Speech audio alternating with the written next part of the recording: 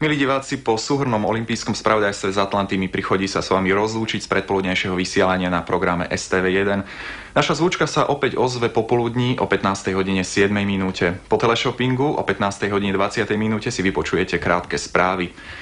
Otec, chlap, prezývaný Brumteles, to je televízny film o stretnutí detskej túžby a fantázie s múdrosťou zrelého veku. Vysielací čas 15. hodina, 25. minúta. O 16. hodine 45. minúte vám ponúkneme magazín o tom, čo trápi aj netrápi našich rómskych spoluobčanov. 17.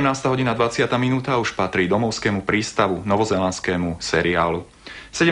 hodina 45. minúta, to bude už 157. časť taliansko-argentínskeho seriálu Manuela. O 18. hodine 30. minúte zažijeme nezvyčajný víkend, o 19. hodine to bude večerníčková rozprávka, o 19. hodine 10. minúte sa vyberieme do Demenovskej ľadovej jaskyne, no a napokon o 19. hodine 20. minúte vás bližšie poinformujeme o našom večernom vysielaní na oboch programoch slovenskej televízie. Želám vám ešte raz pekný deň a dobrú chuť k obedu.